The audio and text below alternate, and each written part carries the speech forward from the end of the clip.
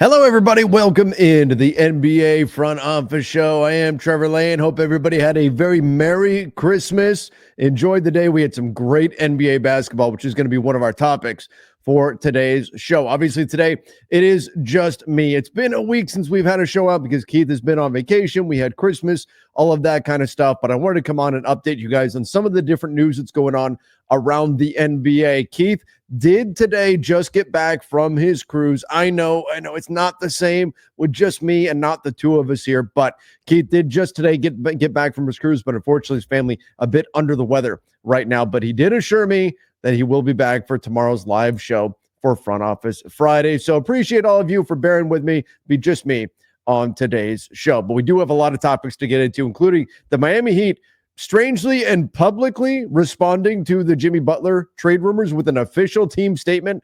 That's a very rare thing. We need to talk about NBA ratings and what an amazing Christmas day it was for the league. We need to talk about Nikola Vucevic, the trade front there, all kinds of stuff to get into, the Mavs, the injury front, lots of stuff we need to talk about on today's show. So once again, I appreciate all of you guys for joining. Don't forget to subscribe, and we'll be back to full strength for Front Office Friday tomorrow. All right, let's kick things off here, though. The Heat, they issued a statement on Jimmy Butler. This is very rare for a team to publicly issue a statement, not just a GM kind of responding to things in a press conference or something like that, but to actually issue a public statement on a trade rumor. Very rare to see this happen in the NBA, but this is what the Heat said.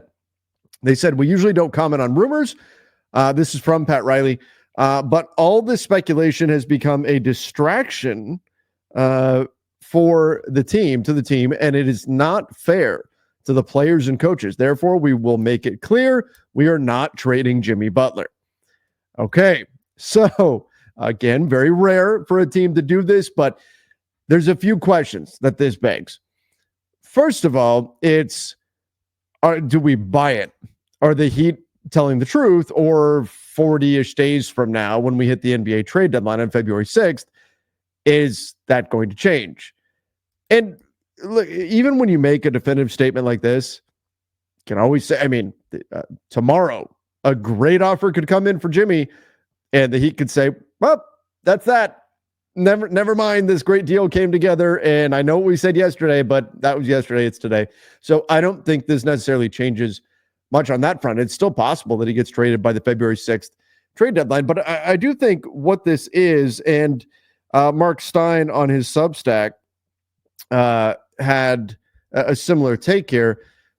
I think it underscores that the Miami Heat are not seeing what they want offer-wise for Jimmy Butler. I know there's been a lot of smoke about the Phoenix Suns being a landing spot, but why would the Heat want Bradley Beal? They shouldn't. They don't want Bradley. The no trade clause will still exist for Beal. So there's no reason for the Miami Heat to want Bradley Beal on his contract. Even without the no trade clause, they shouldn't want, but the no trade clause just is the nail in the coffin. Bradley Beal, $50 million this season, $53.7 million next season, and then a $57 million player option, insult to injury, a player option on the end of this thing. Gross. And he's 31 years old. Like, what?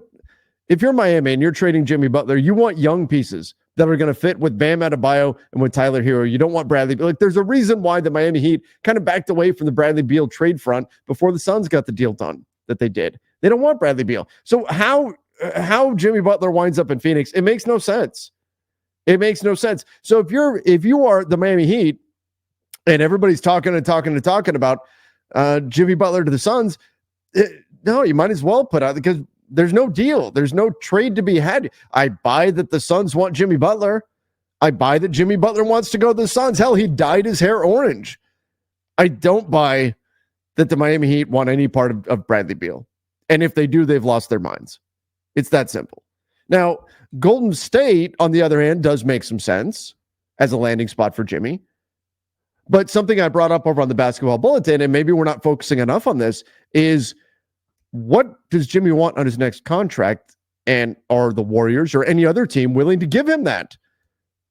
That's a big piece to it's not just are the Miami Heat getting what they want and is the team trading for Jimmy Butler giving up what they want to give up. It's also what does Jimmy want on his next deal? And is that team willing to pay that? I mean, look, right now, you've got Jimmy Butler, and maybe Miami doesn't buy that he's going to opt out. 52 million, 52.4 million. I don't think he's getting that on the market. He's a great player. Would love to have him on any team in the playoffs. Jimmy's the kind of guy you want on your team in the playoffs, but 52.4 million for next season. Maybe the Miami Heat don't buy that he's going to opt out. And then he's a $52.4 million expiring contract. Maybe they don't buy that. At worst, he'd be a $52.4 million expiring contract. But Jimmy is telling everybody he will opt out, making it known that he will opt out and hit free agency, making him a flight risk over the summer. That way he can direct his landing spot to a degree if he does wind up getting traded, because he can simply refuse to re-sign with a team that he doesn't want to go to. And then if he does that, that should completely nuke his value to that team. No team's going to want to give up significant assets for half a season of Jimmy Butler. But even with that being the case, if Jimmy Butler is to hit the market or is to try to form a new deal with this new team that he goes to in the event of a trade, that team has to agree, and Jimmy has to get a deal that he wants. So let's use the Warriors example. If the Warriors say, you know what, we're comfortable giving Jimmy Butler a 2-year deal at $70 million, we're comfortable paying him $35 million per, and Jimmy says, no, I want 50, then that's it, right? I mean, there's no deal. So that's the other piece to this that makes this tricky. Whatever team would be receiving Jimmy Butler has to have a number that they're comfortable with giving him, and Jimmy has to be comfortable with that number as well. That's the other side of this, is Jimmy getting the contract that he wants. But ultimately, Miami saying, yeah, we're not trading him. It's interesting because the story from, I believe it was from yesterday, was that Jimmy wasn't happy that the Heat didn't publicly deny the trade rumors, that was a problem. I mean, he was disappointed that they didn't publicly deny the December 10th report. So it's interesting coming on the heels of that, Jimmy being upset, annoyed, frustrated that the trade reports that came out a few weeks ago, the Heat didn't immediately deny them. Now here we are, a day after a new rumor saying that Jimmy wants out of Miami. That was on Christmas Day. Merry Christmas, Heat fans. Jimmy wants out. Now the next day, Miami says we're not trading Jimmy Butler, and they denied the trade rumors. I don't think that's all coincidence. But anyway, there you have it. The Miami Heat have issued the statement around Jimmy Butler. I don't buy it. I'll be honest. I don't buy it. I think if the right deal comes along, they're going to make the move. Just like if the right deal doesn't come along, they won't make the move. I think this is about placating Jimmy for now, and you can always change this later. Yeah, if the right deal comes along, it's not like Heat fans are going to go, but you said, if they get a good deal 2 weeks from now. No. So, yes, right now the Heat are saying they're not trading Jimmy Butler. That's probably the most likely outcome here. No trade is always the most likely outcome in the NBA, but I'm not going, oh, well, that's that. No more Jimmy Butler trade talks. No, I wouldn't go that far just yet. All right. If you watched basketball yesterday, there's a pretty good chance you had a good time. And even if your team lost, there were some great games on yesterday in the NBA. I thought it was one of the best Christmas days that we've had in a while. Thought it was a fantastic thing that we saw for the league. And right now, the NBA, right before I started recording this, the NBA is shouting to the heavens about their ratings increase, which we've talked about the ratings issues with the NBA, but this is from NBA Communications. The NBA delivered its most watched Christmas Day in 5 years, with viewership up 84%. Good Lord. over last year across ABC, ESPN, ESPN2, Disney Plus, and ESPN Plus. Suck it, NFL. That's what the NBA just said. The NBA on Christmas Day averaged 5.25 million viewers per game in the U.S. And the Lakers-Warriors main event of the day, the most watched NBA regular season and Christmas Day game in 5 years. The most watched regular season game, not just Christmas Day game, regular season game, period, in 5 years. 7.76 million viewers, peaked with 8.32 million viewers. Whoa. I think what it was the games over the course of the day were so good that people just went, there was so much buzz around. I mean, even Spurs-Knicks started off great. That was an awesome game. That was fun. Wemby goes for 40. Mikal Bridges goes for 40 plus himself, right? I mean, it was fantastic. And it didn't slow down from there. It didn't slow down. It just kept going. We got a great Wolves-Mavs game, and we'll talk, unfortunately, about Luka in just a few minutes, but you got this great Wolves-Mavs game. You got 76ers-Celtics, which had a big upset. The Celtics were like a 9.5 point favorite going into the game. The 76ers got the upset win. There were a lot of eyeballs on that. Wolves-Mavs was close. Knicks-Spurs got the day started off right, and then you got a classic Lakers-Warriors game that included a game-winning shot with a second left by Austin Reeves, Steph doing Steph things, hitting back-to-back threes late, LeBron having a big stat line. I mean, it was an awesome day for the NBA. And with that, it's nice to see the numbers behind it. It's nice to see, because here's the thing. There's been concern, and John Orand had a great thread on this. I'm going to go through it in just a minute. There's been concern that, is the NBA turning off fans? Are fans not interested? Is this a death cycle for the NBA now? Are they just going to continue losing fans?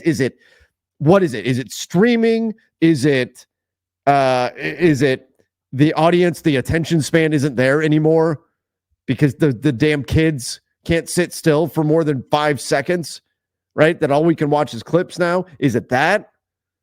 What is the problem here with the NBA? Is it something fundamental? Is it too many three-pointers? Is it not enough defense? We're not taking enough mid-range shots.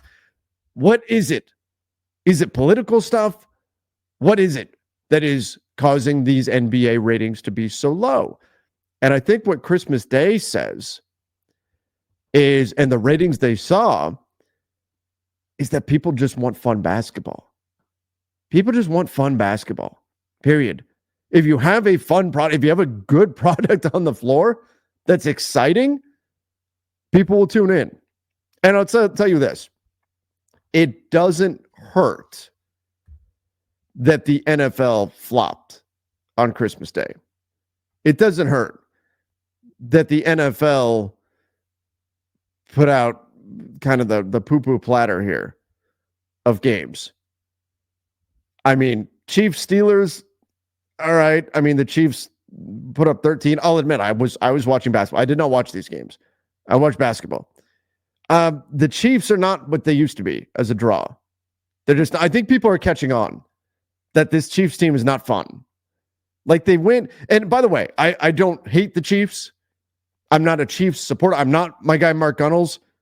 I'm not a Chiefs fan. I'm not a fan of any particular NFL team. I am about as football neutral as you can get, aside from my fantasy players. But the Chiefs, they're not a fun team anymore. They used to be a fun team. It used to be Patrick Mahomes letting it rip and throwing the ball and putting up big numbers and all of that. And it was fun. Now they kind of grind it out and they win with defense. Now they put up 13 points in the first, 13 points in the fourth. But against the Steelers kind of do the same thing, grind it out with defense. They're not super excited. It's just not a fun. You're probably in for a defensive slog, even though that wound up being a 29-10 game. Still, it's a 39-point total. Like it's not super exciting, right? And Patrick Mahomes, now that people I think are catching on that, this Chiefs team isn't really fun anymore. I don't know that there's big of a draw anymore. And I think people are frustrated that they keep winning in games that they shouldn't win. They've got a record that they probably shouldn't have at 15. They're not really a 15-1 team, in my opinion. So that, not a super appealing matchup there. And then Ravens, Texans, I mean, it was a blowout. The Texans put up 2 points. 2 in an NFL game. 2 points. Good Lord. 31-2. It's a blowout. So the NFL, for as much as, there was concern that the NFL is now encroaching on the NBA's territory. They got a taste of Christmas Day games a few years ago. And we thought, yeah, once they got a taste of it, they weren't going to go away from it. And they haven't. And they won't, because I think the next few Christmases are on days where the NFL would typically be playing. But the NFL got their taste of Christmas Day games, and so there was concern. Oh no, the NBA ratings are already down, and now the NFL is going to come in. They already have Thanksgiving. The NBA takes Thanksgiving off. That just seeds it to the NFL. Now the NFL is going to take Christmas from the NBA, and that was the thought. Well, look, I don't know what the NFL ratings were. I would guess they're probably still higher than the NBA. But compared to the NBA, it sure as hell doesn't look like the NFL stole a bunch of fans from the NBA or prevented a bunch of people from watching the NBA, not based on the numbers that the NBA put up.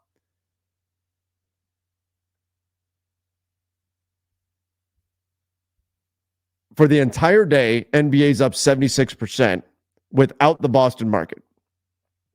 I don't know why he was without the Boston market there, but Christmas Day games overnight ratings. The noon Eastern time game. Sixers Knicks, 2.2. Up from 1.3. Look at this. These are massive increases. Massive increases in these numbers. So look, this was a win. The Christmas Day games were a win for the NBA, for the league as a whole, for a basketball conversation that has been all about declining ratings. Maybe all they need is a fun product. Maybe all they need is that buzz. Maybe all they need is people to stop complaining about the NBA and remember, holy crap, basketball is fun. This is actually a lot of fun. And that's not to say the NBA is blameless. The NBA needs to do their part in reminding people that. The NBA needs to do their part. And we can argue that maybe the Christmas Day rating, LeBron versus Steph being the big matchup, maybe that's part of the problem. Maybe LeBron against Steph is part of the problem. The fact that it's not Lakers, Warriors, it's LeBron, Steph. Maybe that's part of the problem, right? That it's all marketed around stars. Because now what happens when LeBron walks away and Steph walks away? Because we're not far from that. What happens then? Right now, LeBron and Steph still draw.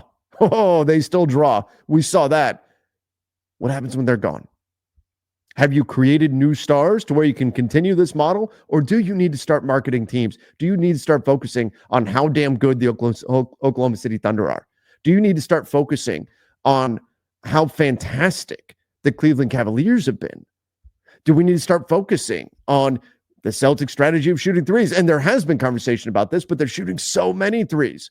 Is that good for the game? Is it not? But is it a viable strategy for a team? Have we crossed that point? Have we crossed the threshold where now teams are not shooting too many threes just based on the aesthetics of the game, but are they actually shooting too many threes for their own good? Have the Celtics jumped the shark in that regard?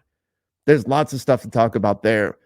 But on a day where the NBA had all this buzz, it was great to see the numbers backing them up.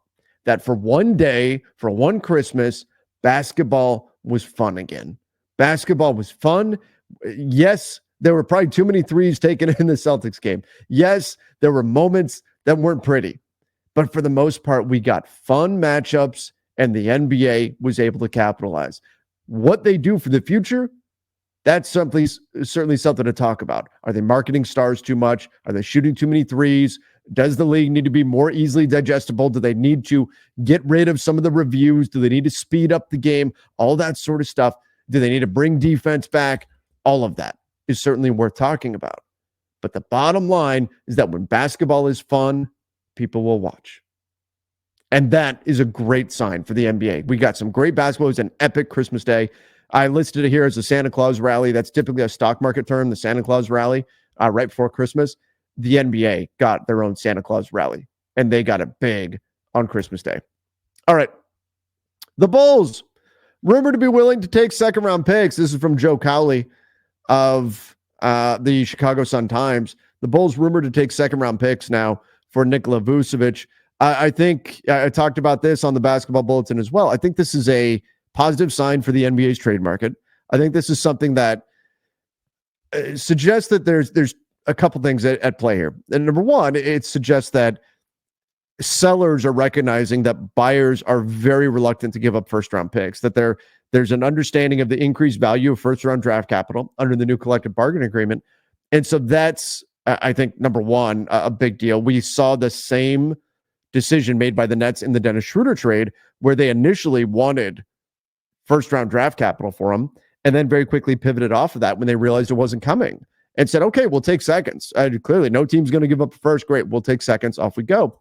But it's also an understanding of a dynamic that we were really hoping, those of us who want to see a lot of trade activity, really hoping would come to fruition, and that's sellers having motivation on the market to bottom out their teams because of, well, in part their own individual situations, but also because of how good this draft class is, how damn good this draft class is. It's got teams excited. For the Chicago Bulls specifically, they're in the danger zone to lose their first-round pick. Now, right now, if the draft went chalk, the draft lottery went chalk, the Bulls would have the 10th pick. Like, that's how close they are. Their pick is top 10 protected. If it's 11, it goes to the Spurs. So they are dangerously close to losing their pick. And that could be devastating for this team that very much wants to rebuild, very much wants to sell off these older players, Vucevic, Lonzo Ball, Zach LaVine. They want to move off of these guys.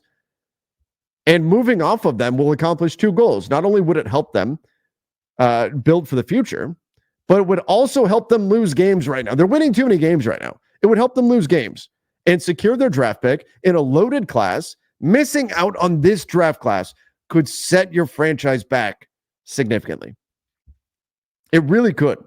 And so if you're the Chicago Bulls, same with the Brooklyn Nets, not only would you, yes, you would love to get a first-round pick, but not only does there need to be a realization that the buyers simply aren't going to be willing to pay that price, especially with the number of players who are out on the market right now. Look at the bigs. I mean, Robert Williams, maybe Jakob Poeltl. There's bigs that are out there to go get. There's bigs that you're competing with on the market if you're a seller. So I think all of this bodes well for a fairly active trade market. Now, you can still question whether or not teams will want to send out the matching salary to get the $20 million for Vucevic, or whether they want Vucevic's $21.5 million on the books. But the rumor being that the Bulls are willing to take seconds for him, I think that's a good sign that there's motivation on both sides in this year's market. Motivation on the buyer's side and motivation on the seller's side. It's only been the former and not the latter in the last few years, and that's created some underwhelming trade deadlines. I think this year's going to be different because there is that motivation on both sides, and in specific circumstances like the Chicago Bulls, you've got a situation where not only do they want to get the best pick possible, but the potential is there for them to outright lose their pick. So there's extra motivation for them to perhaps do something before the trade deadline so that there's more time for them to add up losses and add those losses onto their books, onto their record, and then they can fully feel good about not just their lottery odds, but their ability to keep their pick. I mean, we look right now in the Eastern Conference, and you've got the Chicago Bulls currently sitting at the 9 seed at 13-7. Like, the Bulls are a team that when push comes to shove, more often than not, they say, yeah, we'll take that play-in revenue. We'll take an extra game or whatever we can get out of it. Let's make the playoffs. Let's go. Meanwhile, Bulls fans are, we're taking away their shoelaces because Bulls fans are like, we have no future doing this. We're the definition of a treadmill team. Bottom it out so we can finally have a brighter future. And it feels like that's the path the Bulls want to go down, but they got to make these moves to get these guys off their roster. Again, I think they do move on from Vucevic. The question becomes, can you get anything for Lonzo Ball? If they could get a second-round pick or something like that, he's going to have to prove he could stay on the floor. He's clearly not part of their future. I hope Lonzo comes back and he's able to do great things, and he gets back to being himself. Zach LaVine, I don't know. That's so much money I don't know if there's going to be a team that can. He's playing great, but you can't ask for more from Zach LaVine this season. He's done great things, but it's so much money, and he's just not a 1A guy. He's just not, and he's getting paid like it. And under the new CBA, that's just such a big no-no. You can't have a dude on your roster making 1A money that's not a 1A player. You just can't. So I don't know that they can move on from him. We'll see. The more time ticks off on that contract, the more movable it becomes. Maybe it's a next year thing. They got to get him off the floor, though. So he's going to accidentally cause them to win too many games. But Vucevic, if they can do seconds for him, that to me sounds entirely reasonable. Now, it's possible there's so many bigs on the market. When we talk about Jonas Valanciunas, I mentioned Jakob Poeltl, I mentioned Rob Williams. There's other guys, too, that are out there. It's possible there's so many bigs on the market. There's maybe not enough buyers, and maybe a team doesn't want to match $20 million. That's possible. But to me, given the numbers Vucevic is putting up, despite the fact that they're not sustainable, a couple of second-round picks, if let's say it's that sounds very reasonable for a former all-star big, even though he is 34. Okay, so there's some movement on the market. Let's get into some injuries, unfortunately. The Mavs, oh, man. If you watch the game, and the Mavs made a heck of a comeback run, fell short ultimately, but if you watch the game, Mavs, Wolves, Luka, I mean, it looked like nothing. It looked like just a normal, he just stepped, everything was fine, and he instantly, something was wrong. Calf strain for Luka, and the Mavs are preparing to be without him for some time now. Yeah, he's going to miss extended time. And Kyrie afterwards was asked about it, said, it stings for sure for all of us, praying for Luka to just have a speedy recovery. However long the timetable is, we're going to have to adjust, he says. And it's just the nature of the business. Hopefully he just takes his time and comes back when he's ready. So now the Mavs are going to be without Luka for a while. And this is a guy who, has been around the MVP conversation for the last few seasons. And the Mavs right now in the Western Conference, very precarious position. They do have a 2-game separation between the Nuggets and themselves for the 4 seed. But if they're without Luka in the West, and you can see, you look at the point differential, there's a gap between the Mavs and the rest of the West, even between the Mavs and the Nuggets.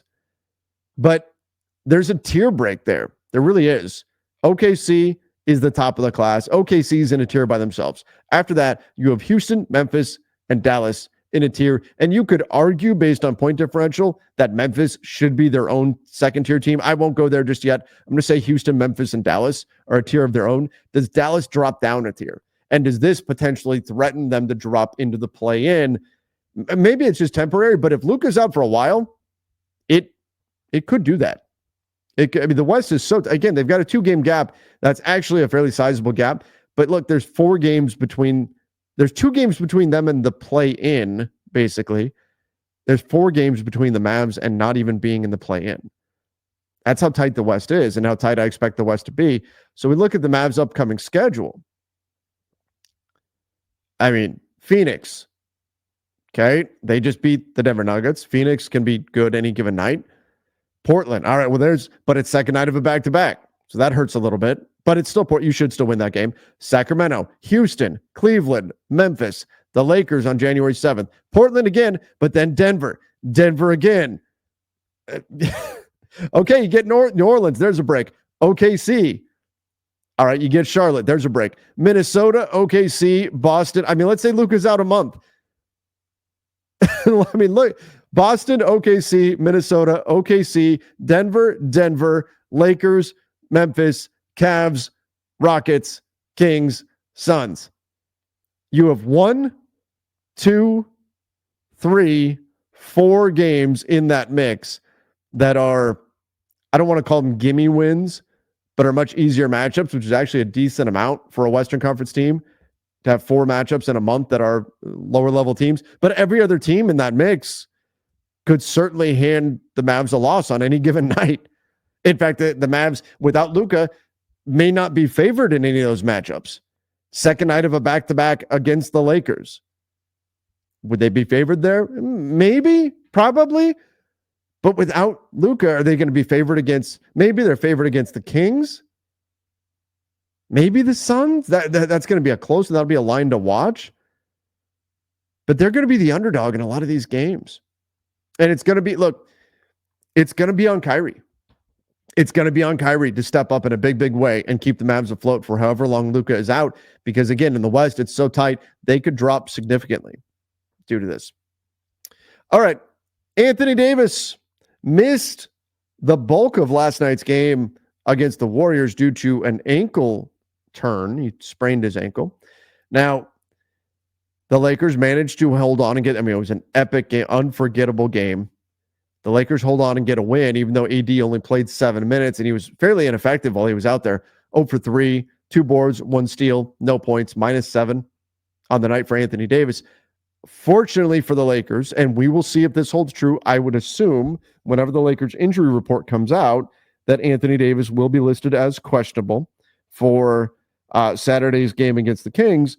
But AD did say after the game that he's good and he plans to play against the Kings on Saturday. So probably, hopefully, the Lakers dodged a bullet here with Anthony Davis because they're already missing Jackson Hayes, already missing Christian Wood. The only other center on their roster is two-way player Christian Coloco, who actually had a really good stint against the Warriors. But Rui Hachimura played 39 minutes because they were using him as the small ball 5 against a small Golden State Warriors side last night.